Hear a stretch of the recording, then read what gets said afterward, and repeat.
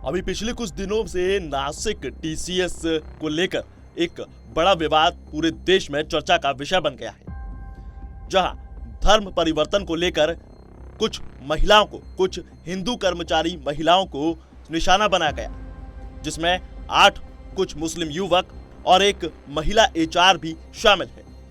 इस महिला का नाम निदा खान बताया जा रहा है, लेकिन अब इस पूरे मामले में एक और नया खुलासा निकलकर सामने आया है।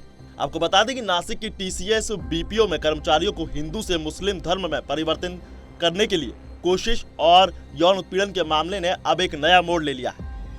जांच की जा रही है कि पूरा खेल कहीं बाहरी लोगों द्वारा संचालित तो नहीं हो रहा।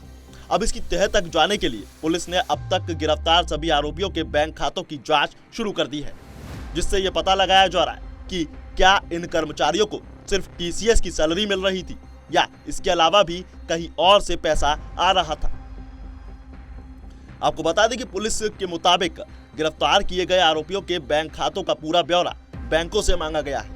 इसमें उनकी सैलरी, ट्रांजैक्शन हिस्ट्री और बाहरी खातों के सोर्सेज वाले पैसों की जांच की जा रही है। जांच एजेंसियां यह भी पता लगाने में जुटी है कि कहीं ऐसा तो नहीं कि आरोपियों को किसी और जगह से फंडिंग मिल रही थी, जिसका इस्तेमाल वो ऑफिस के अंदर रहकर कुछ असामान्य गतिविधियों को चलाने के लिए कर रहे थे। अब सूत्र ये भी बताते हैं कि जांच का दायरा केवल 1-2 लोगों तक सीमित नहीं है, बल्कि सभी टीम लीडर्स और संबंधित कर्मचारियों के खातों को बारीकी से देखा जा रहा है। इसमें सबसे अहम कड़ी मानी जा रही है निदा खान, क्योंकि आरोप है कि वो केवल एचआर की भूमिका में नहीं थी, बल्कि पूरे नेटवर्क में काफी ज्यादा एक्टिव भूमिका निभा रही थी। अब इस पूरे मामले की जांच के लिए पहले ही एक विशेष एसआईटी की टीम बनाई जा चुकी है और शुरुआत में एसआईटी का पूरा फोकस शिकायतों की पुष्टि और आरोपियों की भूमिका तय करने पर था, लेकिन अब जांच का दायरा बढ़ चुका है। अब एसआईटी ये समझने की कोशिश कर रही है कि क्या ये पूरा मामला सिर्फ व्यक्तिगत स्तर का था या इसके पीछे कोई संगठित नेटवर्क काम कर रहा था। अब इसी कड़ी में बैंक खातों को जांच की कड़ी में अहम माना जा रहा है और एक अधिकारी ने बताया कि अगर सैलरी के अलावा किसी दूसरे सोर्सेज से पैसा आने के सबूत मिलते हैं तो यह मामला और भी ज्यादा गंभीर बन सकता है। हालांकि निदा खान का नाम एफआईआर में शुरुआत में ही सामने आ गया था।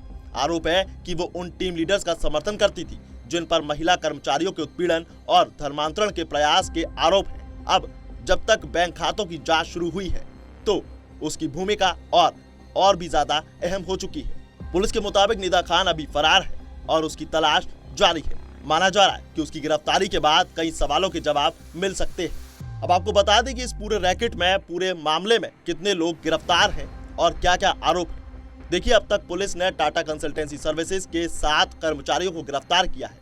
इसमें 6 पुरुष और 1 महिला ऑपरेशन मैनेजर शामिल है। गिरफ्तार आरोपियों में दानिश शेख, तौसिफ अटार, रजा मेमन और शाहरुख कुरैशी के साथ साफी शेख और आसिफ आफ्ताब अंसारी के नाम सामने आए हैं। इन सभी पर महिला कर्मचारियों के साथ यौन उत्पीड़न, धार्मिक दबाव और जबरन धर्म परिवर्तन के प्रयास जैसे गंभीर आरोप लगे हैं। जांचकर्ताओं की बात करें तो इसके मुताबिक इन सभी को कंपनी ने निलंबित भी कर दिया है। अब बड़ा सवाल ये है कि शिकायतों में मामला खुला कैसे। देखिए, इस पूरे मामले की शुरुआत महिला कर्मचारियों की शिकायतों से हुई थी। कुल 8 महिला कर्मचारियों ने आरोप लगाया कि उनके साथ मानसिक और यौन उत्पीड़न किया गया है। सबसे बड़ी बात यह रही कि इन शिकायतों को नजरअंदाज किया गया। आरोप है कि एचआर विभाग तक बात पहुंचने के बावजूद कोई ठोस कार्रवाई नहीं की गई।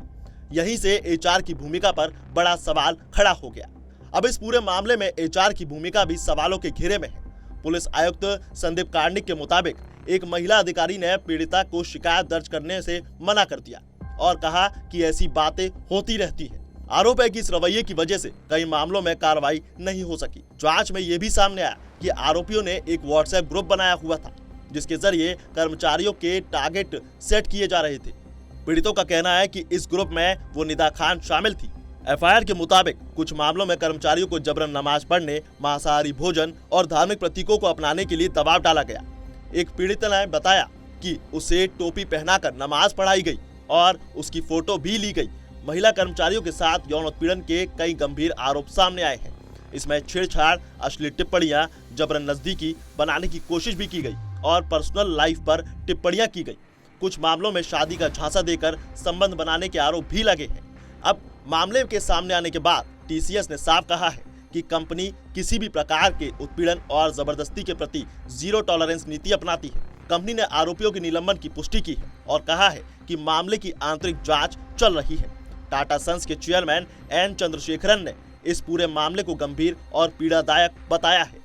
उन्होंने कहा कि सच्चाई सामने आने के लिए और लाने के लिए गहन जांच जरूरी है और इसके लिए टीसीएस की मुख्य परिचालन अधिकारी आरती सुब्रमण्यम ने नेतृत्व में जांच की जा रही है।